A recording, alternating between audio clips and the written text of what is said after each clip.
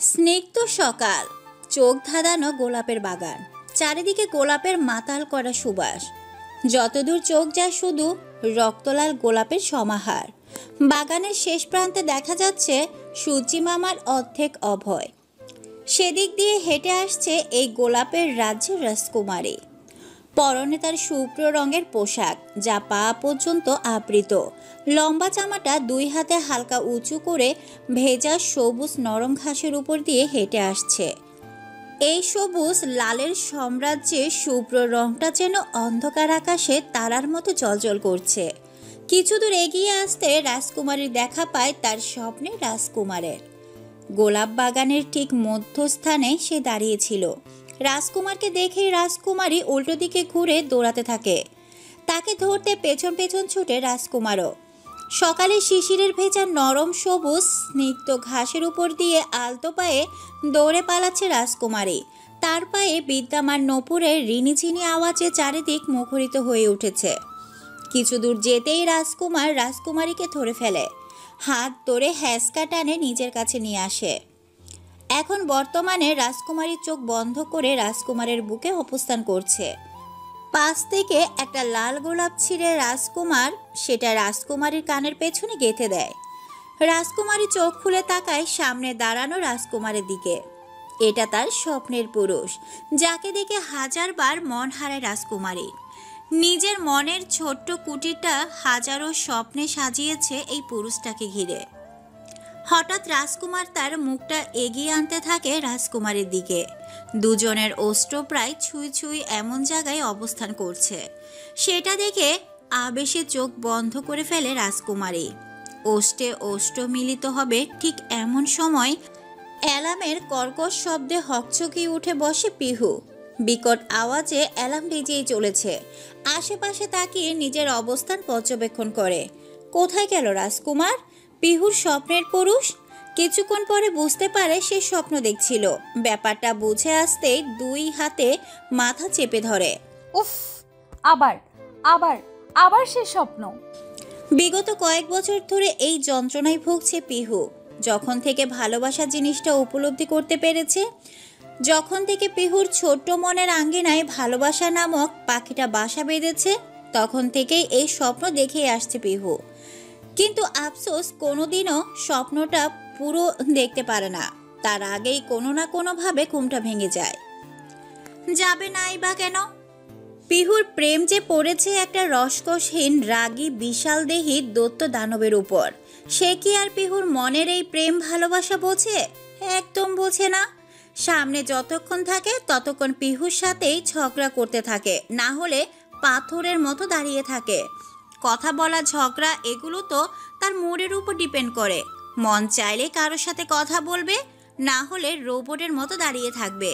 কেউ মেরেও ওর মুখ থেকে একটা শব্দ উচ্চারণ করাতে পারবে না।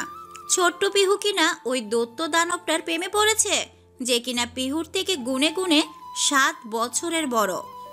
সামনে থাকলে তো ভালো ব্যবহার করে না, এই স্বপ্নেই যা একটু সুন্দর ব্যবহার করে, সেটাও যেন এই ঘুমে সহ্য হয় না। সুন্দর মুহূর্তটা উপভোগ করার আগেই স্বপ্নটা ভেঙে যায়। কি এমন ক্ষতি হতো আর একটু ঘুমটা থাকলে? তাহলে পরে রোমাঞ্চকর দৃশ্যটাও তো পিহু উপভোগ করতে পারত। বাস্তবে তো আর এই মুহূর্ত কখনো উপভোগ করতে পারবে না পিহু। স্বপ্নে নিজের শখ পূরণ করত। রাগে দুঃখে কান্না করতে ইচ্ছে করছে পিহুর।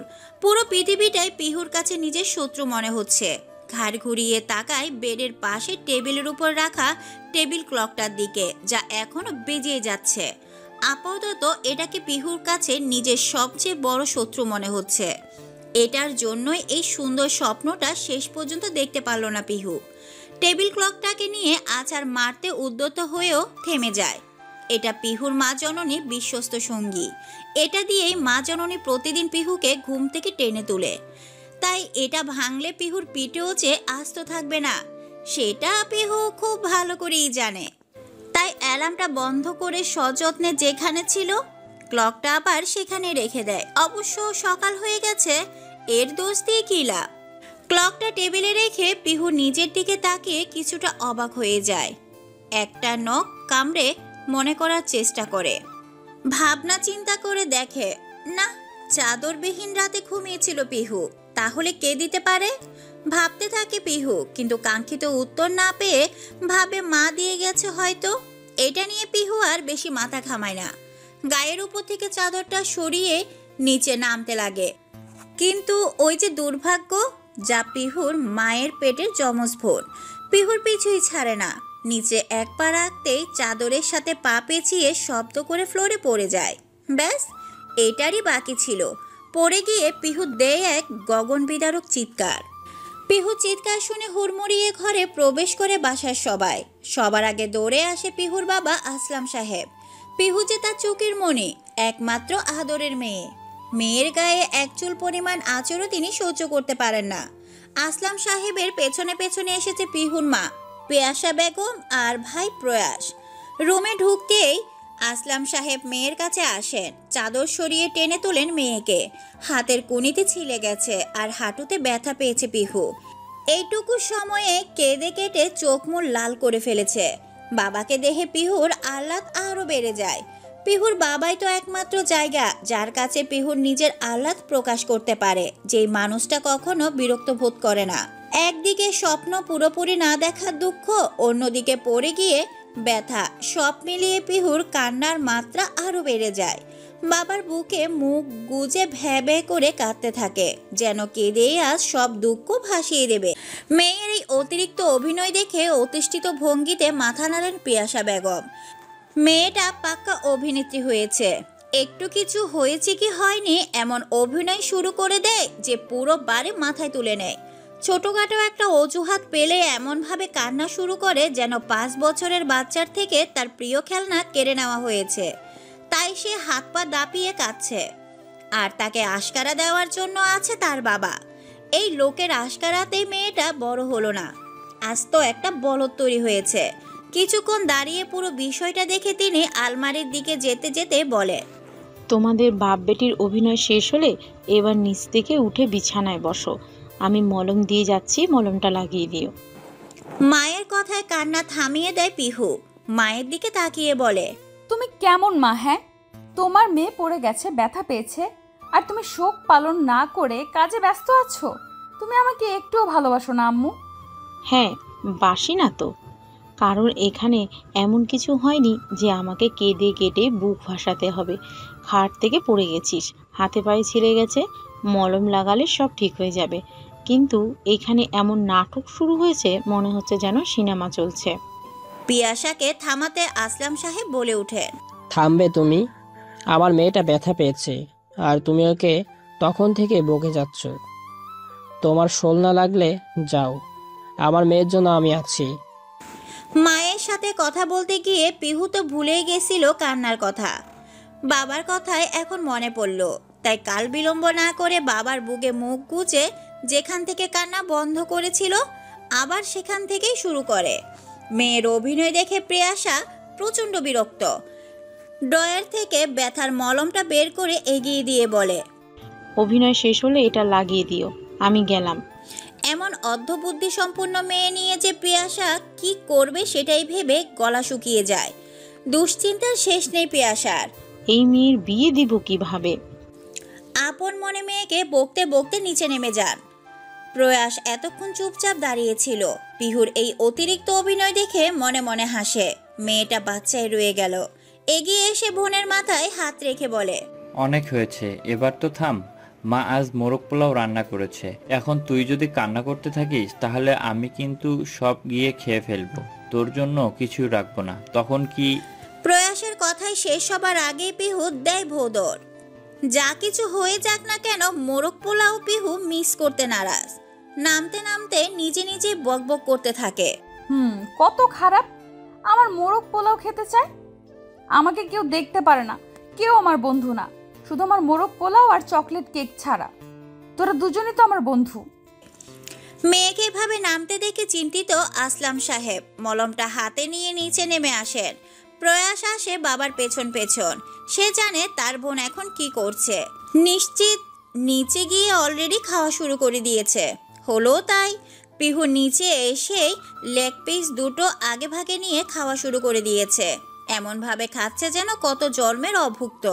আসলে পিহু একটু পেটুক টাইপের, আর মোরগ পোলাও তার সবচেয়ে পছন্দের। নিচে নেমে আসলাম সাহেব মেয়ের পাশে বসে হাতটা টেনে নিয়ে মলম লাগিয়ে দেয়। মেয়েটা যে বড্ড অবুঝ, নিজের খেয়াল একদমই রাখে না। খেয়ে রুমে এসে আবার মনমরা হয়ে বসে আছে পিহু। স্বপ্ন পুরো না দেখায় শোক এখনো কাটেনি। মন খারাপের মাঝে হঠাৎ পিহু খেয়াল করে বাহিরে বৃষ্টি হচ্ছে। মুহূর্তের মধ্যে শুরু হয় ভারী বর্ষণ। দৌড়ে বেলকনিতে এসে বৃষ্টি দেখতে লাগে পিহু। কিন্তু এই ঝুম বৃষ্টিতে বেলকনিতে দাঁড়িয়ে কি আর বৃষ্টি আনন্দ উপভোগ করা যায়? যায় না তো। আর পিহুর জন্য তো এটা লবণ ছাড়া তরকারির মতো। তাই দিক বেদিক ভুলে ছোটে ছাদের দিকে এক দৌড়ে সোজা ছাদে এসে থামে। বৃষ্টির জন্য আশপাশ খুব ভালো করে দেখা যাচ্ছে না।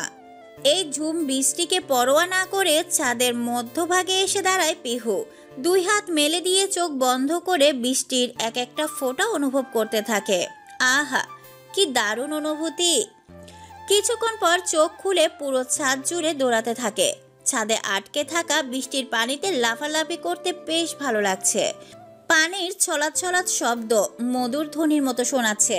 বৃষ্টিতে ভিজে পুরো জুবুথুবু অবস্থা পিহুর, তবুও কোনো থামাথামি নেই। ফর্সা শরীরে বৃষ্টির ঠান্ডা পানিতে ভেজায় আরও বেশি ফর্সা লাগছে। এ যেন আকাশ থেকে নেমে আসা কোনো স্নিগ্ধ পরী। দূর থেকে কেউ একজন গভীর চোখে পর্যবেক্ষণ করছে পিহুকে। অনেক আগে থেকেই অপেক্ষা করছে এখানে। সে জানে বৃষ্টি নামতে পিহু ছাদে ছুটে চলে আসবে। হলো তাই। পিহু ছাদে আসতেই তাকে দূর থেকে দেখে চোখের তৃষ্ণা মেটাচ্ছে। চোখে তার একরাশ মুগ্ধতা। মুগ্ধ চোখে চেয়ে দেখছে আকাশ থেকে নেমে আসা এই পরীটাকে। ঠোঁটে তার মৃদু হাসি। হালকা হেসে আপন মনেই বলে, আমি এসে গেছি জান। তোকে না দেখে থাকতেই পারছিলাম না। এক একটা সেকেন্ড বিষাক্ত মনে হচ্ছিল, তাই চলে এলাম। চমকের জন্য তৈরি থাকিস। পুরো বাড়ির এদিক ওদিক খোঁজাখুঁজির অভিযান চালিয়েছে পিয়াসা। খুব তীক্ষ্ণ দৃষ্টিতে আশেপাশে খুঁজে চলেছে। পিয়াসাকে এমন চিরুনি তল্লাশি করতে দেখে এগিয়ে আসে পিয়াসার বড় চা সেলিনা বেগম। ব্রুকুসকে জিজ্ঞেস করে, এমন পাগলের মতো করে কি খুঁজছিস পিয়াসা? কিছু কি হারিয়ে গেছে? কি নয় ভাবি, বলো কাকে খুঁজছি। আচ্ছা বেশ, বল কাকে খুঁজছিস। কি আর বলবো ভাবি, পিউকে খুঁজছি। সারা বাড়ি খুঁজে হয়রান হয়ে গেলাম, কিন্তু কোথাও পেলাম না। গেল কোথায় মেয়েটা, তাও আবার এই বৃষ্টির ভিতর? আছে কোথাও হয়তো। ও আবার যে বিচ্ছু, দেখ বাড়ির কোন কোনায় লুকিয়ে আছে। দুজনে কথার মাঝে সিঁড়ি দিয়ে উপর থেকে নামতে থাকে পিহু। বৃষ্টিতে একদম কাক ভেজা হয়ে গেছে। পিহুকে নিচে নামতে দেখে সেলিনা বেগম বলেন, ওই তো পিহু, সারা বাড়ি খুঁজে পাচ্ছিলি না, আর দেখ মেয়ে কেমন ছাদে গিয়ে বৃষ্টিতে ভিজে এসেছে। জায়ের কথা শুনে ঘাড় ঘুরিয়ে উপরে তাকায় পিয়াসা। পিহুকে ভেজা অবস্থায় নামতে দেখে ব্যস্ত পায়ে এগিয়ে যায়। এই মেয়ে বৃষ্টির পানি একদম সহ্য করতে পারে না, সাথে সাথে জ্বর বাঁধিয়ে ফেলে। আর সেই কিনা বৃষ্টিতে ভিজেছে। মেয়ের কাছে এসে নিজের শাড়ির আঁচল দিয়ে মাথা মুছে দিতে দিতে বকতে শুরু করে, তোর কাণ্ডজ্ঞান কি কোনো দিন হবে না? জানিস বৃষ্টিতে ভিজলে জ্বর হবে, তবু কেন ভিজেছিস? একবার শুধু জ্বর আসুক, তারপর তোকে মজা দেখাবো। মাকে বকতে দেখে পিহুর মনটা খারাপ হয়ে যায়। এত বকার কি আছে? পিহু না হয় একটু বৃষ্টিতে ভিজেছে, তাই বলে কি এত বকতে হবে? করুণ দৃষ্টিতে তাকায় সামনে দাঁড়িয়ে থাকা পিহুর বড় মার দিকে। চোখের ইশারায় বোঝায়, বড় মা, আমাকে এই বকার হাত থেকে বাঁচাও। পিহুর ইশারা বুঝতে পেরে সেলিনা বেগম এগিয়ে এসে বলেন, আহ ছোট, থামবি তুই? বাচ্চা মানুষ না হয় একটু বৃষ্টিতে ভিজেছে, তাতে এত বকতে হবে কেন? জ্বর আসলে আমি ওর সেবা করব, তাও তুই বকিস না। বলে তিনি পিহুকে নিয়ে পিহুর রুমের দিকে চলে যান। সেদিকে হতাশার চোখে চেয়ে আছে পিয়াসা। সবার আদরে আদরে মেয়েটা এমন হয়ে গেছে, কেউ শাসনই করতে দেয় না। পিহুর প্রতি সবার এত আদরে যথেষ্ট কারণ আছে। চলুন তার আগে সবার পরিচয় দেই। পিহুর বাবারা দুই ভাই, আসলাম শিকদার আর তহিদ শিকদার। তাদের কোনো ভোর নেই। তহিদ সাহেবের একটা ছেলে, নাম সাগর, সে এই বাড়ির বড় ছেলে। আর আসলাম সাহেবের দুই ছেলে মেয়ে, প্রিহু আর প্রয়াস। অপরদিকে পিয়াসারা দুই ভাই এক বোন। পিয়াসা দুই ভাইয়ের ছোট। বড় ভাই শফিক শেখ, তার একটাই ছেলে তুরান, আর ছোট ভাই সায়েদ শেখ। তার একটাই ছেলে তুরান, আর ছোট ভাই সায়েদ শেখ। তার 2 ছেলে মেয়ে, তিয়াস আর তাহমিনা। এই হলো পরিচয় পর্ব। এখন পিহুর বাবার দিক থেকে দেখতে গেলে সে বংশের একমাত্র মেয়ে, আর নানু বাড়ির দিক থেকে দেখতে গেলে পিহুও বাড়ির সবচেয়ে ছোট সদস্য। তাই 2 বাড়ির সবারই পিহুকে একটু বেশি আদর করে। পিহুকে রুমে নিয়ে এসে আলমারি থেকে জামা কাপড় বের করতে চান সেলিনা বেগম। মেয়েটা ভিজে নাজেহাল অবস্থা। আজ পাক্কা রাতে জ্বর আসবে, তার কোনো মাপ নেই। শরীরও হালকা গরম হতে শুরু করেছে। তাছাড়া জামা কাপড় বদলানো দরকার। আলমারির সামনে দাঁড়িয়ে দরজা টান দিতে হুড়মুড়িয়ে ভেতরে সব জামা কাপড় সেলিনার গায়ের উপর পড়ে। বড় মায়ের উপর জামা কাপড় পরতে দেখে পিহু জিভে কামড় দেয়। হায় রে, এবার বড় মাও বকুনি দিবে? এদিকে সেলিনা বেগম হতবম্ব হয়ে দাঁড়িয়ে আছে। মানে ভাবা যায় ইন্টার পড়ুয়া একটা মেয়ে নিজের আলমারি গুছিয়ে রাখে না। জামা কাপড় পেঁচিয়ে পুটলির মতো করে কোনো মতে রেখে দরজা আটকে রেখেছে। ওই অবস্থাতেই সেলিনা বেগম পেছন ঘুরে তীক্ষ্ণ চোখে থাকায় পিহুর দিকে। তিনি কিছু বলার আগে পিহু গড়গড় করে বলতে শুরু করে, সরি সরি সরি বড় মা, সত্যি সরি। আসলে তুমি তো জানোই আমি কত ব্যস্ত থাকি, কত কাজ আমার পুরো পরিবারের সবাইকে নিয়ে চিন্তা করতে হয়। এত কাজের মধ্যে আলমারি গোছানোর সময়ই পাইনি। তুমি একটু গুছিয়ে দিয়ে যাও কেমন? বলেই একটা জামা টান দিয়ে নিয়ে তাড়াহুড়ো করে ওয়াশরুমে ঢুকে যায়, যেন পালালেই শান্তি, তাহলে আর বকা খেতে হবে না।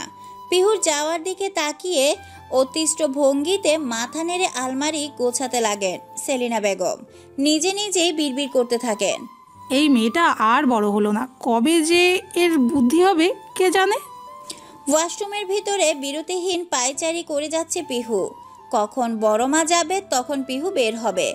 আজ এমনিতেই সকাল থেকে মনটা খারাপ, আর কারো বকা খেয়ে মন আরো খারাপ করতে চায় না পিহু। কিছুক্ষণ পর দরজা খুলে মাথা বের করে দেখে রুমে কেউ নেই। বড় মা চলে গেছে দেখে ওয়াশরুম থেকে বের হয়, কিন্তু নিচে ড্রয়িং রুমে সবার কথার আওয়াজ শোনা যাচ্ছে। সবাই হইচই হাসি হট্টগোল কানে আসতেই ভ্রু কুঁচকে যায় পিহুর। সাথে কিছুটা অভিমানও হয়, পিহুকে ছাড়াই সবাই আড্ডা দিচ্ছে। কি এমন ক্ষতি হতো পিহু আসা পর্যন্ত অপেক্ষা করলে? অভিমানী মনে নিয়ে নিজের উদ্দেশ্যে হাঁটা দেয় পিহু। সিঁড়ির কাছে এসেই পিহুর পাজোড়া থমকে যায়। চোখ আটকে যায় সোফায় বসে থাকা মানুষটার দিকে। মুখটা দেখতে হৃৎপিণ্ডের ওঠানামা গতি বেড়ে যায়। মনে হচ্ছে বুকের ভিতর কেউ যেন হাতুড়ি পেটাচ্ছে। হবে নাই বা কেন? এটা যে সেই মানুষ যার উপর পিহু মন হারিয়েছে অনেক আগে। যতই দেখে দেখার তৃষ্ণা যেন আরো বহুগুণ বেড়ে যায় পিহুর। 6 ফুট লম্বা দেহের জিম করা ফিট শরীরে শার্টটা আষ্টে পিষ্টে জড়িয়ে আছে। আকাশি রঙের শার্টের হাতাটা কোনি পর্যন্ত গোটানো। ফর্সা হাতে কালো ঘড়িটা খুবই আকর্ষণীয় লাগছে। লম্বা নাকটা চেহারা সৌন্দর্য যেন আরো বাড়িয়ে দিয়েছে। হালকা গোলাপি ঠোঁট চোরা নাড়িয়ে কথা বলার ফাঁকে ফাঁকে মিষ্টি করে হাসছে। এই ঠোঁটের হাসি দেখেই তো খুন হয়ে গেছে পিহু।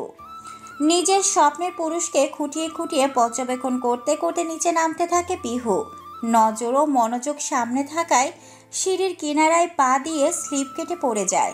এদিকে কিছু পড়ে যাওয়ার শব্দে পেছনে ঘুরে তাকায় তুরান। সিঁড়ির কাছে পিহুকে বসে থাকতে দেখেই ভ্রু কুঁচকে ফেলে।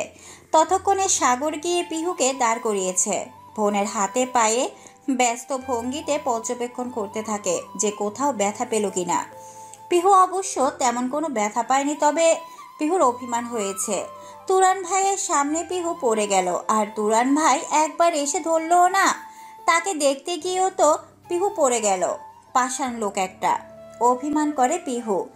নিজে প্রতিজ্ঞা করে এখন থেকে ঠিক 10 মিনিট তুরান ভাইয়ের সাথে কথা বলবে না। বলবে তো বলবেই না। অবশ্য পিহু একবার ভেবেছিল রুমে চলে যাবে, এই মানুষটার সামনে থাকবে না, কিন্তু ওই যে বেহায়া মন, এটা যে কিছুতেই মানে না। লেখাপড়ার জন্য তুরান ঢাকাতে থাকে। মাঝে মাঝে যখন ছুটিতে আসে তখনই একটু দেখতে পায় পিহু।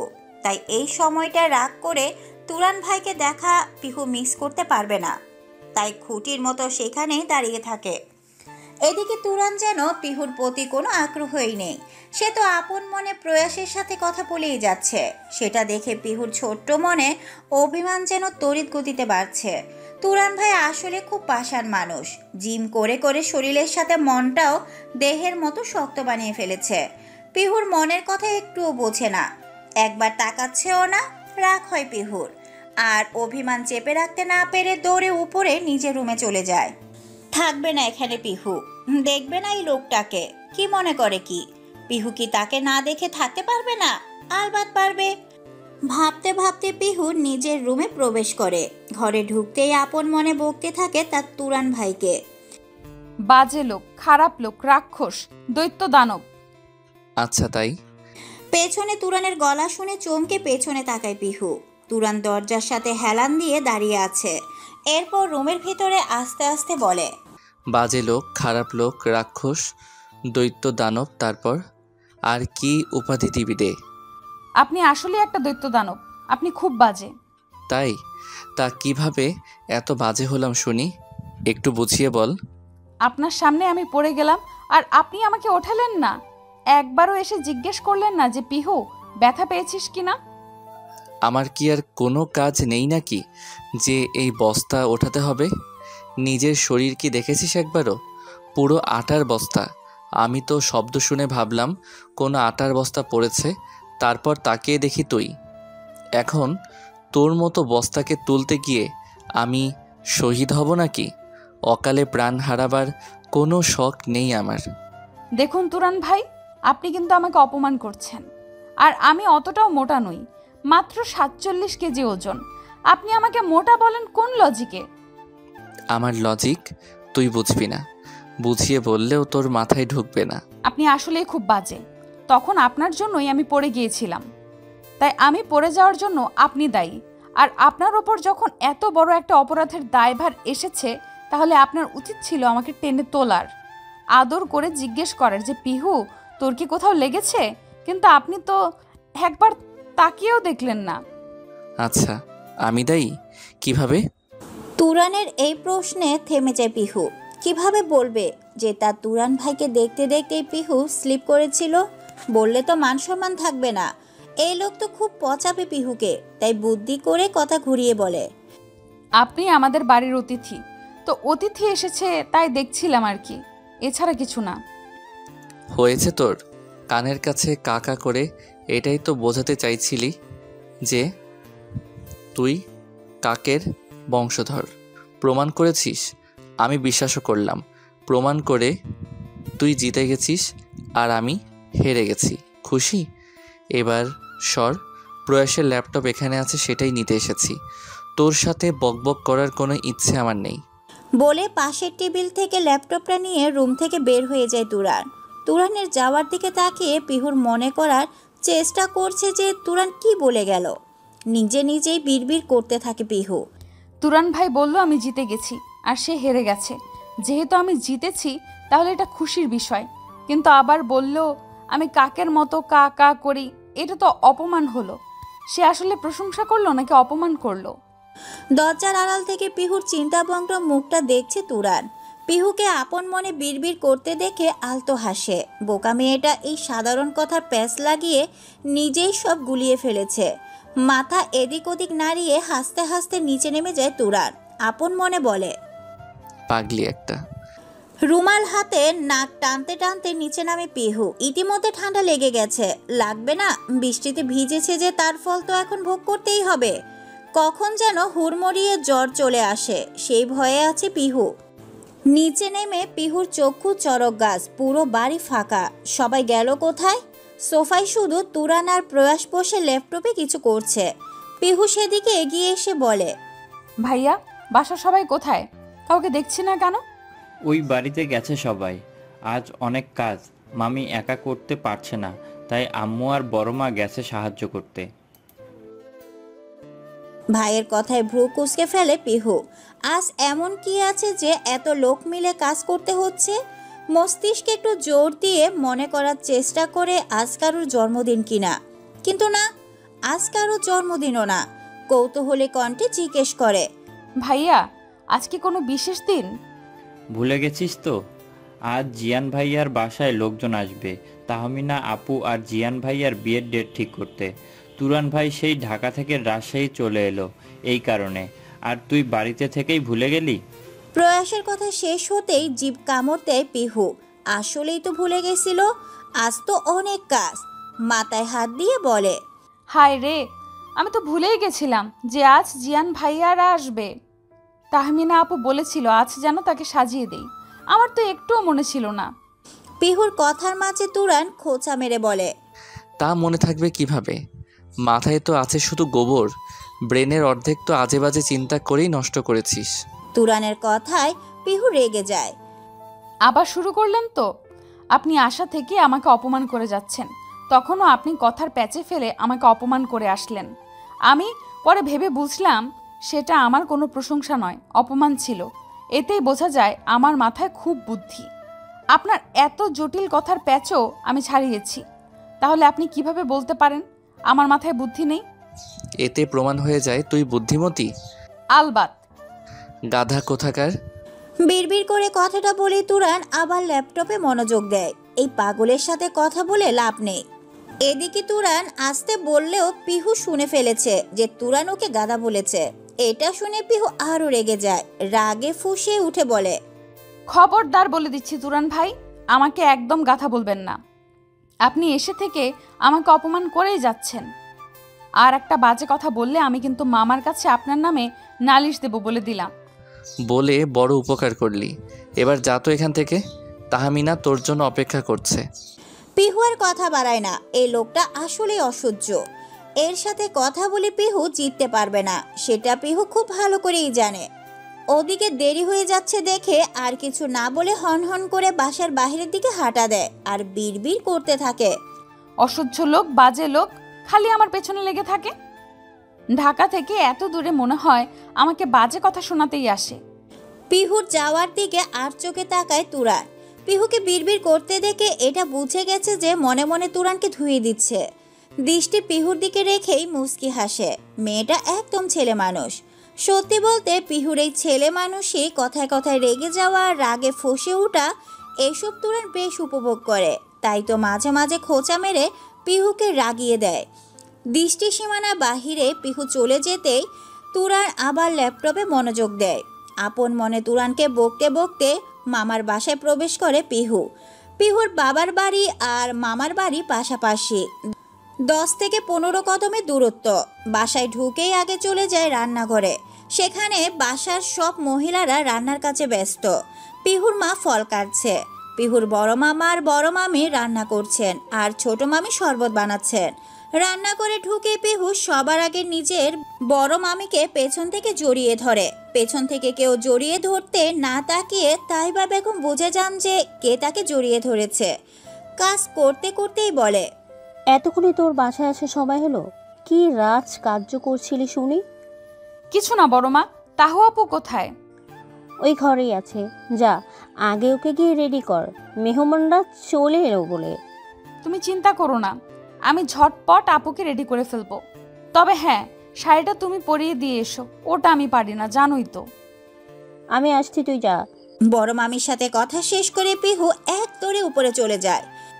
পিহুকে দৌড়াতে দেখে চিন্তিত ভঙ্গিতে তাকান তাইবা বেগম। মেয়েটা তো তিরিং বিরিং করে, আবার পড়ে না যায়। এদিকে পিহু এক দৌড়ে সোজা তাহমিনার ঘরে এসে থেমেছে। তাহমিনা ফোনে তার হবু বর জিয়ানের সাথে কথা বলছিল। এমন সময় রুমে কাউকে হুড়মুড়িয়ে ঢুকতে দেখে চমকে যায়। পরে পিহুকে দেখে বুকে থুতু দিয়ে ফোন কানে নিয়েই বলে, জিয়ান, আমি তোমাকে পরে ফোন করছি, আর বাসা থেকে বের হলে আমাকে SMS দিও। বলে ফোন কেটে পিহুর দিকে তাকায়, রেগে বলে, বাদুর কোথাকার, এমন হুড়োহুড়ো করিস কেন? একটু শান্তিতে চলাফেরা করতে পারিস না? অসভ্য। আপু তুমি আমাকে বকলে, তোমাকে সাজাবো তাই নিজের প্রাণের পরোয়া না করে দৌড়ে চলে এলাম, আর তুমি আমাকে বাহবা না দিয়ে বকছো?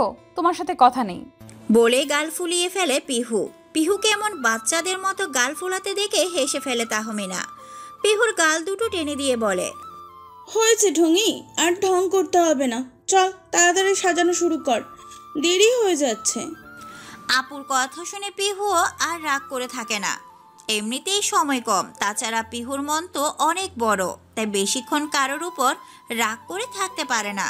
মেকআপ বক্স নিয়ে বসে পড়ে আপুকে সাজাতে। তাহমিনাকে একটা হালকা গোলাপি রঙের শাড়ি পরানো হয়েছে। তাহমিনার গায়ের রং পিহুর মতো অত উজ্জ্বল না, তবে শ্যামবর্ণের বলাও চলে না। তবে যেমনই হোক, হালকা গোলাপি শাড়িটা শরীরের সাথে মানিয়েছে খুব। পিহু হালকা মেকআপ করে দিয়ে এবং ম্যাচিং কানের দুল, শাড়ি, মালা, হাতের কাচের চুড়ি পরিয়ে লম্বা চুলগুলো ছেড়ে দিয়েছে। চোখে কাজল আর কপালে ছোট্ট একটা টিপ দিয়ে দিয়েছে। ব্যাস, সাজ কমপ্লিট। সাজ শেষে তাহমিনার পা থেকে মাথা পর্যন্ত একবার চোখ বুলিয়ে পিহু বলে, ওয়াও আপু, তোমাকে দারুণ লাগছে। আমি তো নিজেই তোমাকে দেখে ফিদা। ভাইয়া তো বেহুশ হয়ে যাবে। আজ পাক্কা ভাইয়া নতুন করে তোমার প্রেমে পড়বে, দেখে নিও। পিহুর কথায় লাজুক হাসে তাহমিনা। উল্টো দিকে ঘুরে বলে, যা দুষ্টু, তুই কিন্তু খুব দুষ্টু হয়ে গেছিস। আর একটা পাকনা কথা বললে তুরনের কাছে তোর নামে বিচার দিব বলে দিলাম। হ্যাঁ, তোমরা তো পেয়ে গেছোই ওই একজনকে। ওনাকে দিয়ে বকা খাইয়ে খুব শান্তি পাও, তাই না? কারণ তোকে কথা শোনাতে তোর তুরানের বকাই যথেষ্ট। এখন এসব বাদ দিয়ে তাড়াতাড়ি রেডি হয়ে নে। মেয়ে মানুষ, সামনে কি এই পাগলির বেশে যাবি নাকি? সে যে কি করব আপু, আমার কপাল তো আর তোমার মতো না। মানে কি বলতে চাইছিস বলতো? বলতে চাইছি তুমি কত লাকি। দেখো, তোমার একজন বয়ফ্রেন্ড আছে, সে তোমাকে প্রচণ্ড ভালোবাসে। তোমরা 4 বছর চুটিয়ে প্রেমও করলে, আর আমি আজ পর্যন্ত একটা ছেলেও আমাকে প্রপোজ করলো না। বুঝি না আমি, স্কুলের ছেলেগুলো প্রপোজ তো দূর থাক, ফ্রেন্ডশিপও করতে চায় না আমার সাথে। আমি কি দেখতে এতটাই খারাপ বলো? এই জন্য বুঝি আমাদের পিহুমনির মন খারাপ? আচ্ছা, একটা কাজ করতে পারিস। ছেলেরা তোকে প্রপোজ করে না ঠিক আছে, তুই করবি। যাকে পছন্দ হবে সোজা প্রপোজ করে দিবি। তাহমিনার কথায় পিহু বিড়বিড় করে বলে, তাহলেই হয়েছে। যাকে পছন্দ করি তাকে প্রপোজ করলে সে তো আমাকে কাঁচাই চিবিয়ে খাবে। তোমাকে কি করে বোঝাই, যাকে আমার ভালো লাগে সে তো আমাকে একদম দেখতেই পারে না, খালি বকে আর বাজে কথা বলে। পিহুকে বিড়বিড় করতে দেখে তাহমিনা বলে, একা একা কি বলছিস পাগলের মতো? তাহমিনার ডাকে পিহু হকচকিয়ে যায়। আমতা আমতা করে বলে, কিছু না আপু, ভাবছি সামনে তো তোমার বিয়ে, এবার খুব মজা হবে। আমি তো উড়াধুরা মজা করব। হ্যাঁ, সাথে তুরানের বকুনির জন্য তৈরি থাকিস। তুরানের নাম শুনে পিহুর মুখটা শুকিয়ে যায়। আসলেই তো এই লোকটা কোনো অনুষ্ঠানে পিহুকে মজা করতে দেয় না, সব সময় চোখে চোখে রাখে আর কথায় কথায় ধমকাতে থাকে। এসবের মধ্যে পিহু মজা করবে কি করে? তবে যাই হয়ে যাক না কেন, এইবার পিহু তুরানের কথা মোটেও শুনবে না। এবার পিহু নিজের ইচ্ছা মতো মজা করবে। দুপুরের সময় মেহমান এসে হাজির। জিয়ান সহ তার বাবা, মা, ছোট ভাই আর এক বন্ধু, সব মিলিয়ে 5 জন লোক এসেছে। সবাইকে বসানোর পর তাহমিনাকে নিয়ে আসা হয়, আর তাহমিনাকে নিয়ে আসে পিহু। জিয়ানের মুখোমুখি অপর পাশে সোফায় বসায় তাহমিনাকে। যেহেতু তাহমিনার সাথে জিয়ানের 4 বছর ধরে প্রেমের সম্পর্ক, তাই দুই পরিবারে আগে থেকে পরিচিত। তাই বেশি সময় নষ্ট না করে সোজা বিয়ের ডেট ঠিক করা নিয়ে আলোচনা শুরু করে। জিয়ানের বাবা বলেন, বিয়ের ডেট ঠিক করার আগে আমি একটা কথা বলতে চাই। আমি চাই ওদের বিয়েটা অনুষ্ঠান গ্রামে করতে। শহরে বিয়েতে কোনো প্রাণ নেই। গ্রামে মনে হয় বিয়ের আসল আনন্দ উপভোগ করা যাবে। এটা আমার ব্যক্তিগত মতামত। ওনার কথায় সকলে সহমত পোষণ করেন। গ্রামের বিয়েতে আসলেই প্রকৃতির ছোঁয়া পাওয়া যায়, কিন্তু চিন্তার বিষয় হলো সবাই থাকে শহরে। জিয়ানদের পুরো পরিবার শহরেই থাকে। এই সমস্যার সমাধান দেন পিহুর বড় মামা শফিক সাহেব। তিনি বলেন, চিন্তার কিছু নেই, আমার বাপ দাদারা গ্রামেই থাকতেন। গ্রামে আমাদের একটা পুরনো বাড়ি আছে, সেখানে আমার পরিচিত একজন থাকে। বাসা পাহারা দেওয়ার জন্য তাকে রেখেছি। আমরা না হয় সেখানেই বিয়ের আয়োজন করি। শফিক সাহেবের কথায় সবাই সম্মতি জানায়। বিয়ের জায়গা ঠিক করা হয়ে গেছে। এবার আলোচনা চলে ডেট ঠিক করা নিয়ে। এদিকে তাহমিনাকে বসিয়ে দিয়ে পিহু একটু দূরে এসে দাঁড়িয়েছিল। সবার আলোচনার মাঝে জিয়ানের বন্ধু উঠে পিহুর কাছে চলে আসে। পাশাপাশি দাঁড়িয়ে জিজ্ঞেস করে, নাম কি তোমার? পিহু তার সামনে বসে থাকা তুরানের দিকে এক ধ্যানে তাকিয়েছিল। হঠাৎ পাশ থেকে কারোর আওয়াজে চমকে পাশে তাকায়। পিহুকে চমকাতে দেখে আরিফ বলে, আরে রিল্যাক্স, ভয় পাওয়ার কিছু নেই। আমি মানুষ, কোনো ভূত নই। সরি, আসলে হঠাৎ কথা শুনে একটু ভয় পেয়ে গেছিলাম। আপনি কি বলছিলেন? বললাম তোমার নাম আর পরিচয়টা কি জানতে পারি?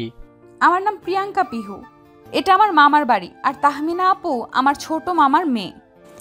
একদমে কথাগুলো বলে থামে পিহু। পিহুকে এমন একদমে কথা বলতে দেখে হাসে আরিফ, হাত বাড়িয়ে দিয়ে বলে, হাই, আমি আরিফ, জিয়ানের বেস্ট ফ্রেন্ড। পিহু আর আরিফ নিজেদের মতো কথা বলছে, আর অন্যদিকে তুরান ওদের দুজনের দিকে আগুন দৃষ্টিতে তাকিয়ে আছে। মাত্রই পানি খাওয়ার জন্য গ্লাসটা হাতে নিয়েছিল, এমন সময় আরিফকে পিহুর পাশে দাঁড়িয়ে কথা বলতে দেখে তুরান দেখেই ধক করে মাথার আগুন জ্বলে ওঠে। এদিকে আরিফ এখনো হাতটা বাড়ি দিয়ে আছে, সেদিকে তাকিয়ে ইতস্তত করে পিহু নিজের হাত এগিয়ে দেয়। এমন সময় ঠাস করে কাঁচ ভাঙার আওয়াজে চমকে সামনে তাকায় পিহু। সামনে তাকিয়ে দেখে তুরান ওর দিকে রক্ত চক্ষু নিয়ে তাকিয়ে আছে, হাত থেকে চুয়ে চুয়ে রক্ত পড়ছে। আপাতত সবার দৃষ্টি তুরানের দিকে। কেউ কিছু বলার আগে তুরান উঠে হনহন করে নিজের রুমে চলে যায়। যাওয়ার আগে আরও একবার পিহুকে চোখ রাঙাতে ভোলে না। তুরানের যাওয়ার দিকে হতবম্ব দৃষ্টিতে তাকিয়ে আছে পিহু। কেসটা কি হলো? লোকটা হঠাৎ রেগে গেল কেন? রাগার মতো কি হয়েছে? এর তো আবার রাগের কারণ কখনো বোঝা যায় না, হুটহাট রেগে যায়। বোকা পিহুর মাথায় ঢুকছে না যে তুরান রাগলো কেন। তবে তুরানের রাগের কারণ না জানলেও পিহু এইটুকু বুঝতে পেরেছে যে তুরান পিহুর উপর রেগেছে। পিহু নিজের মস্তিষ্কে জোর দিয়ে ভাবে যে বিগত কয়েক ঘন্টায় কোনো অন্যায় করেছে কিনা, কিন্তু সেরকম তো কিছুই মনে পড়ছে না। যদিও সেটা বড় কথা নয়, বড় কথা হচ্ছে তুরান যখন একবার পিহুর উপর রেগেছে তখন পিহুর উপর রাগ না ছাড়া পর্যন্ত ঠান্ডা হবে না। এবার ধমকে ধমকে জান বের করে দেবে বেচারির। এইটা ভেবেই পিহুর খুব চিন্তায় পড়ে যায়। পুরো রুম জুড়ে পায়চারি করছে পিহু, হাতের একটা নখ কামড়াতে কামড়াতে শেষ করে ফেলেছে প্রায়। মনে হচ্ছে পুরো আঙ্গুলটাই খেয়ে ফেলবে। তখন তুরানকে এমন ভয়ানক চাহনি দিতে দেখে পিহু তখনই সুযোগ বুঝে কেটে পড়েছে। নিজেদের বাসায় ফিরে এসে রুম জুড়ে পায়চারি করছে। সবাই এখনো ওই বাসাতে আছে। এই পুরো বাড়িতে পিহু একা, এই জন্য একটু ভয় করছে ঠিকই, তবে তার থেকে বেশি স্বস্তিতে আছে এই ভেবে যে ওই রাক্ষসের সামনে তো আর নেই। পিহুর পায়চারি করার মধ্যে হঠাৎ বিকট আওয়াজে দরজা খুলে যাওয়ার চমকে উঠে পিহু। দরজার সামনে দাঁড়িয়ে থাকা তুরানকে দেখে আরো ভয় পেয়ে যায়। বুকের ভিতর দুক দুক করছে, হৃৎপিণ্ড লাফাতে লাফাতে মনে হয় বেরিয়ে আসবে। তুরান দরজার সামনে দাঁড়িয়েই বলে, কি ভেবেছিলি যে এই বাড়িতে আসলে তুই আমার হাত থেকে বেঁচে যাবি? এতই সহজ? তুরানের চোখ দিয়ে যেন আগুন ঝরছে, চোখের শিরাগুলো লাল হয়ে ফুটে উঠেছে। তুরানের এমন ভয়ানক রূপ দেখে পিহুর অবস্থা খারাপ। দাঁড়ানো অবস্থায় থরথর করে কাঁপছে পিহু। কাপা কাপা কণ্ঠে বলে, কি কি করেছি আমি? আপনি এমন দেখাচ্ছেন কেন? পিহুর কথা শেষ হতেই তড়িৎ গতিতে এগিয়ে আসে তুরান। পিহুর সামনে এসে গাল চেপে ধরে বলে, খুব সাহস হয়েছে তাই না? কলিজা অনেক বড় হয়ে গেছে। তুই আমার সামনে অন্য ছেলের সাথে কথা বলিস, আবার হাত মেলাতে যাচ্ছিলি। এত সাহস কোথায় পেলি? একবারও মনে হলো না যে আমি দেখলে তোকে কি করব? ভয়ে পিহুর কাঁপুনি বেড়ে গেছে, গাল চেপে ধরায় খুব ব্যথাও পেয়েছে। শরীরের মধ্যেও হঠাৎ করে খারাপ লাগছে। ভয় ব্যথায় সব কিছু মিশিয়ে এবার কেঁদেই ফেলে পিহু। কাঁদতে কাঁদতে বলে, আপনি এমন কেন করছেন? হ্যাঁ, আমি কি নিজে গিয়ে কথা বলেছি নাকি? ওই ভাইয়াই তো নিজে থেকে এসে কথা বলছিল। বিশ্বাস করুন, আমি আগে কথা বলিনি। তুরান অত্যাধিক রেগে আছে, রাগে যেন হিতাহিত জ্ঞান হারিয়ে ফেলেছে। এদিকে পিহুর গালের ব্যথায় চোখ থেকে ঝরঝর করে পানি পড়ছে। পিহুর চোখের পানি তুরানের হাতে পড়তেই হুঁশ ফেরে তুরানের, আলগা হয়ে যায় হাত। হঠাৎ খেয়াল করে পিহুর গালের যে অংশে তুরান ধরেছে সেখানে আগুনের মতো গরম। গাল ছেড়ে কপালে হাত রাখতেই চমকে উঠে তুরান। জ্বর এসে গেছে পিহুর। এটা যে সকালে বৃষ্টিতে ভেজার কারণে হয়েছে সেটা তুরান বেশ ভালোই বুঝতে পারছে। পিহু জ্বর এসেছে দেখে সব রাগ ভুলে বিচলিত হয়ে পড়ে তুরান। দুই হাতে পিহুর মুখটা আলগে ধরে ব্যস্ত কণ্ঠে বলে, এই পিহু, তোর তো জ্বর এসেছে, তুই আমাকে আগে কেন বলিসনি? এত জ্বর নিয়েও তোর হাঁটাহাঁটি ঘোরাঘুরি করতে হবে, একটু শান্ত হয়ে বসতে পারিস না? বলে পিহুকে বিছানায় বসিয়ে দেয়। যেহেতু দুপুরে সবাই ও বাড়ি থেকে খাওয়া দাওয়া করেছে, তাই আর দেরি না করে ড্রয়ার থেকে জ্বরের ওষুধ বের করে আগে খাইয়ে দেয়। পিহুর অসুস্থতা দেখে তুরানের সব রাগ গলে পানি হয়ে গেছে। এখন মাথায় চিন্তা ঘুরপাক খাচ্ছে। ওষুধ খাইয়ে পিহুকে জোর করে শুয়ে দিয়ে প্রয়াসকে ফোন দেয়।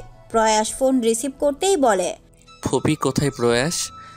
ফুপিকে তাড়াতাড়ি আসতে বল, পিহুর হঠাৎ জ্বর এসেছে। বোনের জ্বরের কথা শুনে প্রয়াসও বিচলিত হয়ে পড়ে, ব্যস্ত কণ্ঠে বলে, কি বলো ভাই এসব? আচ্ছা তুমি থাকো, আমি মাকে নিয়ে এক্ষুনি আসছি। কথা বলা শেষে ফোন কেটে পকেটে রেখে তুরান পেছনে তাকিয়ে দেখে পিহু ঘুমিয়ে পড়েছে। ফর্সা গালের দুই পাশে আঙ্গুলের দাগ ফুটে উঠেছে। পিহুর এমন নিষ্পাপ মুখটা দেখে তুরানের নিজেকে বড্ড অপরাধী মনে হচ্ছে। পিহুর মুখের দিকে একবার তাকিয়ে তারপর নিজের হাতের দিকে তাকায়। তারপর রেগে দেওয়ালে জোরে 2-3টা ঘুষি মেরে বসে আর বলতে থাকে, কেন নিজের রাগ কন্ট্রোল করতে পারি না? কেন রাগলে কোনো হুঁশ থাকে না? আজ এই রাগের জন্য আমার পিহুকে কষ্ট দিলাম। আমি এই রাগ কিভাবে কন্ট্রোল করব? বলে আরও একটা ঘুষি দেয়। এমন সময় সবাইকে আসতে দেখে থেমে যায় তুরান, হাতটা পেছনে লুকিয়ে ফেলে। কেটে যাওয়ার হাতে ব্যান্ডেজ না করায় আবার সেখানে আঘাত করায় চুয়ে চুয়ে রক্ত পড়ছে। তবে সেটা কাউকে বুঝতে না দিয়ে হাত পেছনে লুকিয়ে মুখটা স্বাভাবিক করে ফেলে। পিহুর মা রুমে ঢুকতেই তুরান বলে, ফুপি তুমি চিন্তা করো না, পিহু ঠিক আছে। আমি ওকে ওষুধ খাইয়ে দিয়েছি, তুমি বাকিটা সামলে নিও, আমি আসি। বলেই তুরান রুম থেকে বেরিয়ে যায়। সবাই যখন পিহুকে নিয়ে ব্যস্ত হয়ে পড়ে তখন তিয়াস খেয়াল করে যে তুরান যেখানে দাঁড়িয়েছিল সেখানে কয়েক ফোঁটা রক্ত পড়ে আছে।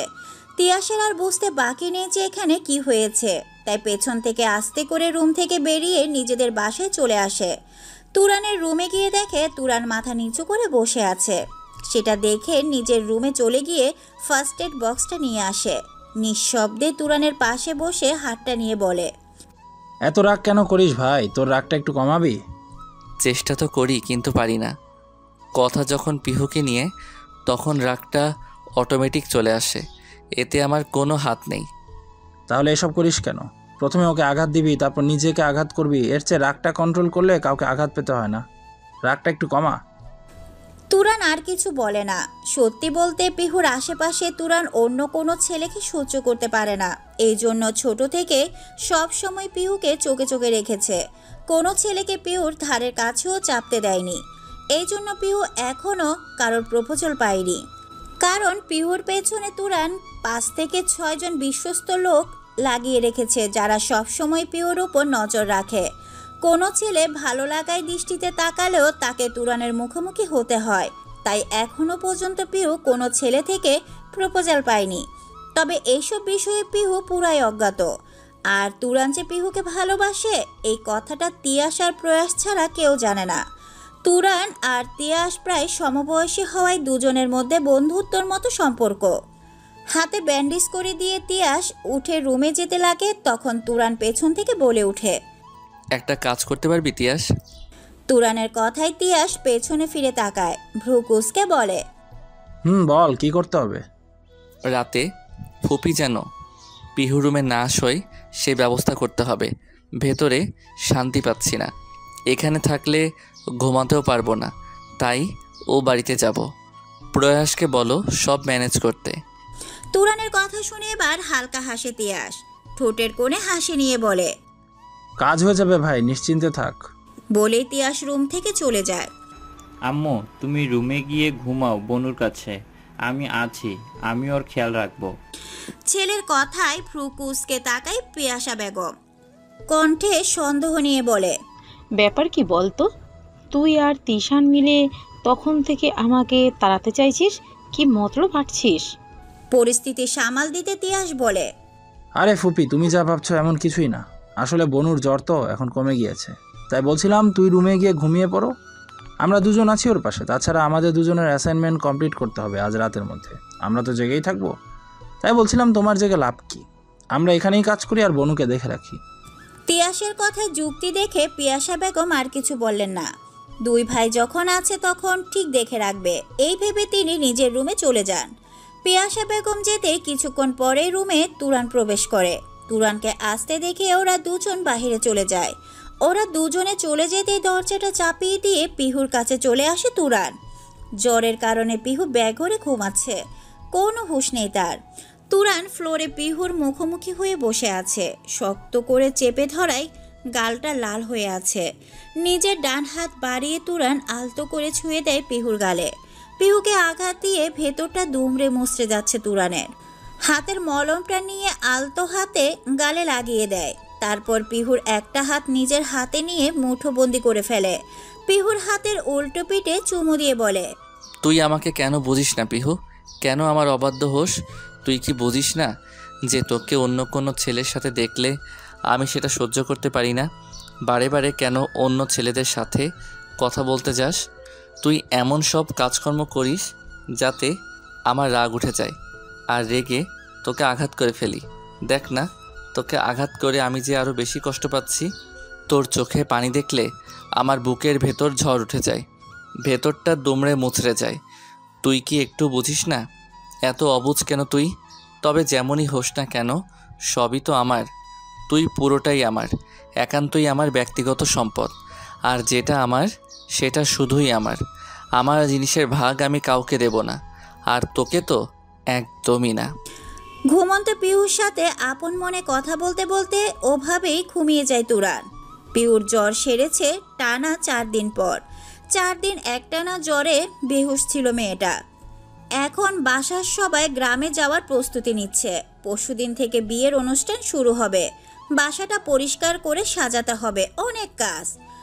শুধু পিহু অসুস্থ ছিল তাই কেউ যেতে পারেনি। এখন যেহেতু পিহু মোটামুটি সুস্থ, তাই আজই বিকেলে বের হবে সবাই গ্রামের উদ্দেশ্যে।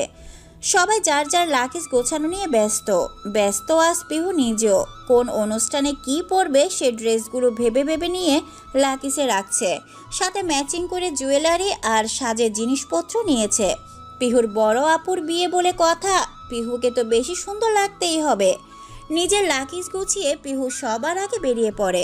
একে একে ড্রয়িং রুমে সবাই এসে উপস্থিত হয়। বাসা থেকে বের হয়ে গেটের সামনে এসে দেখে 3টে গাড়ি সারি সারি দাঁড়িয়ে আছে। নীলজ্জ পিহু কালকের সব কথা ভুলে দৌড়ে গিয়ে তুরানের পাশের সিটে বসে পড়ে। সামনে গাড়ির ড্রাইভিং সিটে তুরান বসেছিল। পিহুকে এমন দৌড়ে আসে ওর পাশে বসতে দেখে হালকা হাসে তুরান, তবে তার সকলের অগোচরে। একে একে সবাই 3টি গাড়িতে ভাগ হয়ে বসে যায়। সবাই গাড়িতে উঠতেই তুরান আগে গাড়ি স্টার্ট দেয়। তুরানের পর একে একে বাকি 2টো গাড়িও চলতে শুরু করে। পিহুর আনন্দের আজ সীমা নেই। একেই সামনে বিয়ে, সেটা নিয়ে খুব বেশি এক্সাইটেড। তারপর বিয়ে হবে গ্রামে, ওর জন্য তো এক্সাইটমেন্টে পিহুর নাচতে ইচ্ছে করছে। পিহুকে এমন নিজে নিজেই খুশিতে ছটফট করতে দেখে আর চোখে তাকায় তুরান। পিহুর মুখের হাসি দেখে সেও মুচকি হাসে। পিহুর এমন হাসি খুশি থাকলে তুরানের পৃথিবী রঙিন লাগে, সব কিছুই ভালো লাগে। দিক বেদিক ভুলে যায় তুরান। পিহুর আশেপাশে থাকলে ওকে দেখতে ইচ্ছে করে, এই ইচ্ছে যেন কোনো শেষ নেই। আর কোনো দিকে না তাকিয়ে তুরান ড্রাইভিংয়ে মনোযোগ দেয়। সবাইকে সহি সালামতে গ্রামে নিয়ে পৌঁছাতে হবে। সবার আগে পরিবার, তারপর সব কিছু। পিহুকে তো সারা জীবন দেখবে, কারণ পিহু তো তুরানের জন্য। তাই এখন দেখতে গিয়ে নিজের পরিবারকে কোনো ঝুঁকির মুখে ফেলতে চায় না।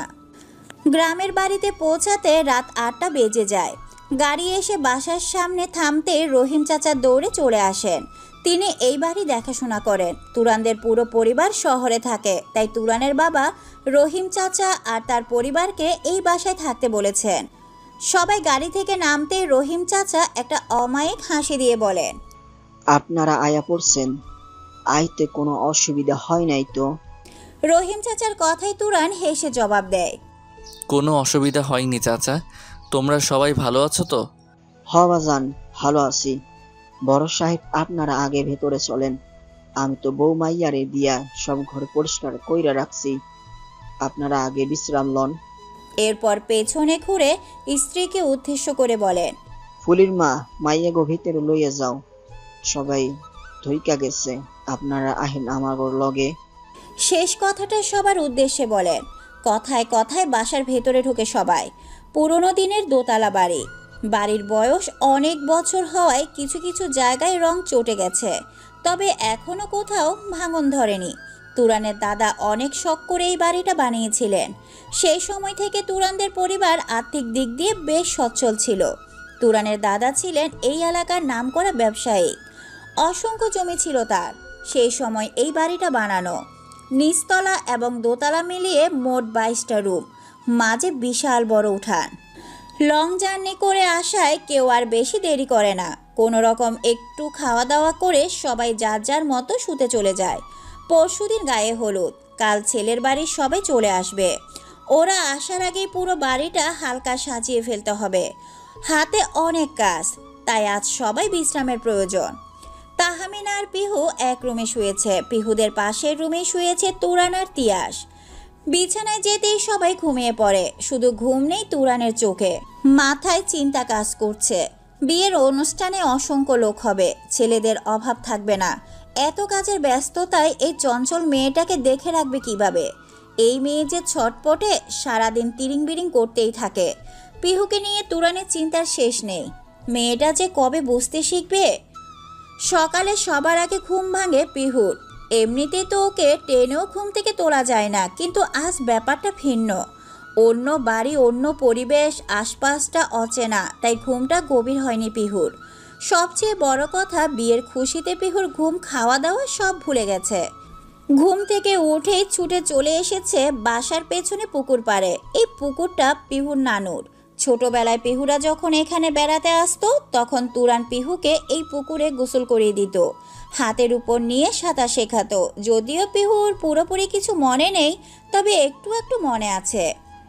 একবার পিহু পণ্ডিতি করে একা একা এসে পুকুরে পড়ে গেছিল। পানিতে পড়ে হাত পা দাপাদাপি শুরু করে দেয়। তখন রহিম চাচার মেয়ে ফুলি পিহুকে পড়ে যেতে দেখে বাসার সবাইকে ডেকে আনে। সবার আগে ছুটে আসে তুরান। পিহুকে পানিতে পড়ে হাবুডুবু খেতে দেখে এক মুহূর্ত দেরি না করে ঝাঁপিয়ে পড়ে পানিতে। পিহুকে যখন পাড়ে নিয়ে আসে, তখন বাসার সবাই এসে উপস্থিত হয়। পানি খেয়ে পেট ফুলে পিহুর সেদিন যা তা অবস্থা হয়েছিল। সেদিন তুরান যে সে কি রেগে একটা চড়ও মেরেছিল পিহুকে।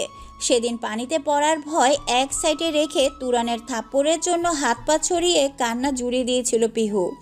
পরে অনেক বুঝিয়ে সুজিয়ে তুরান কান ধরে উঠবোস করার পর পিহু কান্না থামায়। পিহুর ভাবনার মাঝে পেছন থেকে কেউ রাগী কণ্ঠে বলে ওঠে, আমার অনুমতি ছাড়া তুই এখানে কেন এসেছিস বেয়াদব? তুই জানিস না এখানে আসা তোর নিষেধ? পেছন থেকে 440 ভোল্টের ধমক শুনে পেছনে তাকায় পিহু। দেখে তুরান পেছনে দাঁড়িয়ে আছে, এক হাত প্যান্টে পকেটে গোজা আর অন্য হাতে ফোন। হয়তো ফোনে কারোর সাথে কথা বলতে বলতে এখানে এসেছে। তুরানের দিকে তাকিয়ে চোখ আটকে যায় পিহুর। মনে হচ্ছে মাত্রই ঘুম থেকে উঠে এসেছে। চোখ দুটো কেমন ফোলা ফোলা, ঘুম ভালো না হওয়ার জন্য হয়তো। কিন্তু তবুও পিহুর কাছে এই ফোলা ফোলা চোখ ও তুরানকে অসম্ভব সুন্দর লাগছে। পিহুকে এভাবে তাকিয়ে থাকতে দেখে ধমকে উঠে তুরান। ধমক দিয়ে বলে, কথার উত্তর কেন দিচ্ছিস না? কার পারমিশন নিয়ে এখানে এসেছিস? তুরানের ধমকে এবার হকচকিয়ে যায় পিহু। নাক মুখ কুঁচকে বলে, এত ধমকান কেন? এমনি একটু হাঁটতে এসেছিলাম। সেটা কি আমার ওঠা অবধি অপেক্ষা করা যেত না? শোন পিহু, আমার কথাগুলো মাথায় ভালো করে ঢুকিয়ে নে। যতদিন আমরা এখানে আছি তুই আমাকে না বলে একা একা কোথাও যাবি না। কোথাও যেতে ইচ্ছা করলে আমাকে বলবি, আমি নিয়ে যাব। কিন্তু পণ্ডিতি করে যদি একা একা কোথাও যাস, তাহলে জানিস তো আমি কেমন। এখান থেকে তুলে এক আছাড় মারব, সোজা ঢাকার বাসায় ছাদে গিয়ে পড়বি। কথাটা মাথায় থাকে যেন। এখন বাসায় যা। তুরানের ধমক খেয়ে চোখ মুখ কুঁচকে বাসার দিকে হাঁটা দেয় পিহু। কিছু দূর গিয়েই পেছনে ঘুরে জিভ দেখিয়ে দেয় এক দৌড়ে সোজা বাসার গেটের ভিতরে ঢুকে যায়। এদিকে পিহুর এমন বাচ্চামো দেখে হো হো করে হেসে ফেলে তুরান। হাসতে হাসতে ফোনটা কানে নিয়ে বাগানের দিকে চলে যায়। হলুদের স্টেজ সাজানো হবে বাগানে, তাই ফুলের অর্ডার দিতে ফোন করছিল তুরান। বাসায় ফিরে মুখ ফুলিয়ে বসে আছে পিহু। তুরানের এই কথায় কথায় ধমক দেওয়া পিহুর মোটেও পছন্দ নয়। কেন এত ধমকাবে? পিহু বুঝি খারাপ লাগে না? পিহুর খারাপ লাগা কি আর ওই দৈত্যদানব বোঝে? একদম বোঝে না। আপন মনে এসব ভাবতে ভাবতে রুমে চলে আসে। তাহমিনা হলুদ শাড়িগুলো লাকেজ থেকে বের করছিল। এতগুলো শাড়ি একসাথে দেখে পিহুর চোখ বড় বড় হয়ে যায়। কণ্ঠে বিস্ময় নিয়ে বলে, এত শাড়ি কার জন্য আপু? এত শাড়ি তুমি একা পরবে? পিহুর কথা শুনে হেসে ফেলে তাহমিনা। পিহুর হাত ধরে এনে কাছে বসিয়ে বলে, এত শাড়ি আমি একা পরতে পারি বোকা? এগুলো সবার জন্য। আমার ইচ্ছা ছিল হলুদের সবাই একই রকম শাড়ি পরবে, তাই তুরান ভাই এগুলো নিয়ে এসেছে। দেখ তো তোর কোনটা পছন্দ হয়। পিহুর সবগুলোর মধ্যে বেছে বেছে কাঁচা হলুদ রঙের একটা শাড়ি নেয়। শাড়িটা হাতে নিয়ে বলে, এটা আমার। পিহুর হাতের শাড়ির দিকে তাকিয়ে তাহমিনা বলে, আরে বাহ পিহু, তোর আর তুরান ভাইয়ের পছন্দ দেখে একই। তুরান ভাইয়ের এই শাড়িটা পছন্দ, এই একটা শাড়ি বাকিগুলোর থেকে আলাদা। তুরান ভাইয়ের অনেক পছন্দ হয়েছে, তাই এটাই নিয়ে এসেছে। আমাকে বলেছিল এটা পরতে। আচ্ছা, তোর যখন পছন্দ হয়েছে তাহলে এটা তোর। তুরান এই শাড়ি পছন্দ করেছে সেটা শুনে খুশিতে পিহুর চোখ চকচক করে ওঠে। এটা যখন তার তুরান ভাইয়ের পছন্দ, তাহলে এই শাড়ি পরে পিহুকে দেখলে তুরান ভাই নিশ্চয়ই পিহুকে পছন্দ করবে। আর পিহু তো চায় যে তার তুরান ভাই যেন তাকে পছন্দ করে, তাকে ভালোবাসে। তুরান ভাইয়ের মন জয় করতেই তো পিহুর এত চেষ্টা। এবার বোধহয় পিহুর চেষ্টা সফল হবে। ব্যাপারটা ভেবেই খুশিতে পিহু গদগদ হয়ে গেছে। শাড়িটা নিয়ে আগে ভাগে নিজের লাকিজে রেখে দেয়। এই শাড়ি সে কাউকে দেবে না, কাউকেই না। সারাদিন সবাই বিয়ের আয়োজন নিয়ে ব্যস্ততায় কাটে। সন্ধ্যার দিকে জিয়ানরা আত্মীয় স্বজন নিয়ে চলে এসেছে। জিয়ানদের থাকার ব্যবস্থা করেছে তুরানদের বাড়ি থেকে একটু দূরে একটা হোটেলে। পুরো হোটেলটাই জিয়ানদের জন্য বুক করেছে তুরানের বাবা। নিজেদের বাসায় নিয়ে যেতে চেয়েছিল, তবে গ্রামের মানুষের চিন্তা ভাবনা ভিন্ন। বিয়ের আগে পাত্রপাত্রী একই বাড়িতে থাকা গ্রামের লোকজন ভালো চোখে দেখে না, পরে এই নিয়ে কথা হতে পারে। তাই জিয়ানদের থাকার জন্য এই ভিন্ন আয়োজন। তবে অনুষ্ঠান একসাথেই হবে, শুধু রাতে থাকাটা হোটেলে। তুরানদের বাড়িতেও আত্মীয় স্বজনে ভরে গেছে। গ্রামের নিকট আত্মীয় স্বজনদের দাওয়াত দেওয়া হয়েছে। এদিকে তুরান সারাদিন কাজের ব্যস্ত থাকায় পিহু একবারও তুরানের দেখা পায়নি। সেটা নিয়ে পিহুর মন খারাপ। আজই এত ব্যস্ততা, তাহলে কাল আর পরশু তো এই লোকের ছায়াও দেখা পাওয়া যাবে না। পিহু যে তুরানের জন্য এত সাজবে, সেটা তুরানকে দেখাবে কিভাবে? তুরান যদি নাই দেখে, তাহলে সে পিহুর প্রেমে পড়বে কিভাবে? গভীর ভাবনায় পড়ে যায় পিহু। ভাবতে ভাবতে এক পর্যায়ে ঘুমিয়ে পড়ে। রাত 2টার সময় আস্তে করে পিহু রুমের দরজা খুলে ভিতরে প্রবেশ করে তুরান। পিহু আর তাহমিনা দুজনেই ঘুমে বেহুশ। ধীর পায়ে এগিয়ে এসে পিহুর পাশের ফ্লোরে বসে পড়ে তুরান। পিহুর ঘুমন্ত মুখের দিকে কিছুক্ষণ তাকিয়ে থাকে। ছোট বাচ্চাদের মতো ঘুমিয়ে আছে পিহু। পিহুর এই নিষ্পাপ মুখটাই যে তুরানের শান্তির একমাত্র কারণ। যখন তুরানের মন কোনো কারণে অশান্ত হয়ে পড়ে, তখন পিহুর এই মুখটাই তুরানকে ঠান্ডা করে দেয়। তুরান মাঝে মাঝে ভেবে পায় না যে কি আছে এই মেয়ের মধ্যে যে তুরানকে এতটা পাগল করে দিয়েছে। এই বাচ্চার প্রেমে তুরান এতটাই মগ্ন যে বয়সের ভেদাভেদও ওর মনটাকে আটকাতে পারেনি। সেটা ভেবে আনমনে হাসে তুরান। মেয়েটা নিশ্চয়ই জাদু জানে, না হলে ওকে দেখার জন্য তুরানের মন এত অস্থির হয় কেন? এই যে সারাদিন কাজের ব্যস্ততায় এক নজরও দেখতে পায়নি, তাই তুরানের মনের ভিতর ছটফট করছিল। এখন পিহুর মুখটা দেখতেই মনটা একদম শান্ত হয়ে গেছে। কিছুক্ষণ পর তুরান উঠে দাঁড়ায়। পিহুর কপালে হাত দিয়ে দেখে আবার জ্বর এসেছে কিনা, কিন্তু না, জ্বর আসেনি। তবে ঠান্ডায় হাত পা গুটিয়ে গুটিসুটি মেরে শুয়ে আছে। তুরান পায়ের কাছ থেকে কাঁথাটা নিয়ে পিহুর গায়ে দিয়ে দেয়। কাঁথা দিয়ে ভালো করে মুড়িয়ে দিয়ে আবার নিঃশব্দে রুম থেকে বেরিয়ে দরজাটা চাপিয়ে দিয়ে চলে যায়। এবার তুরান শান্তিতে একটু ঘুমাতে পারবে। পিহুকে সারাদিন না দেখে শান্তি পাচ্ছিল না। এখন দেখার পর অশান্ত মনটা শান্ত হলো। সকাল থেকে বাড়িটা আত্মীয় স্বজনে ভরে গেছে। হলুদের জন্য পুরো বাড়ি সাজানো হয়েছে। বাড়ির ছেলেরা সবাই কাজে ব্যস্ত, আর মেয়েরা সাজুগুজু নিয়ে ব্যস্ত হয়ে পড়েছে পিহু নিজেও। তুরান সকাল সকাল তিয়াসকে পাঠিয়ে দিয়েছিল পার্লার থেকে কিছু আর্টিস্টদের নিয়ে আসতে। বর্তমানে পার্লারের মেয়েগুলো তাহমিনাকে শাড়ি পরিয়ে দিয়ে এখন পিহুকে শাড়ি পরাচ্ছে। শাড়ি পরানো শেষে শুরু করে সাজানো। সাজ শেষ হতে পিহুর ফোনটা হাতে নিয়ে এক ছুট লাগায় বাগানের দিকে। পিহু এত সুন্দর করে সাজলো, সেটা তার তুরান ভাইকে তো দেখাতে হবে, না হলে তার তুরান ভাই পিহুকে পছন্দ করবে কিভাবে? এদিকে তুরান বাগানের সাইডে দাঁড়িয়ে স্টেজ সাজানো দেখিয়ে দিচ্ছে। কোন দিকে ফুল লাগাবে, কিভাবে সাজাবে সেসব তদারকি করছে।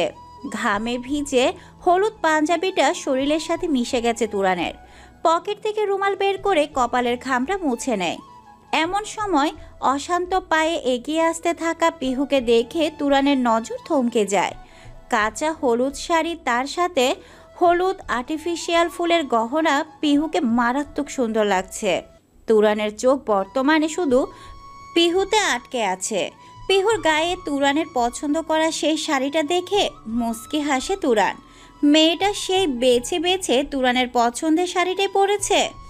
আচ্ছা, ইচ্ছে করে পরেছে নাকি কাকতাড়ীয়ভাবে দুজনের পছন্দ মিলে গেছে? পছন্দটা মাথায় আসতে তুরান আবার হাসে। এই পাগলের সাথে থাকতে থাকতে তুরানও পাগল হয়ে যাচ্ছে। নিজেই কি সব আকাশ কুসুম ভাবে। তুরানের ভাবনার মাঝে পিহু সামনে এসে দাঁড়ায়। খুশি খুশি মন নিয়ে জিজ্ঞেস করে,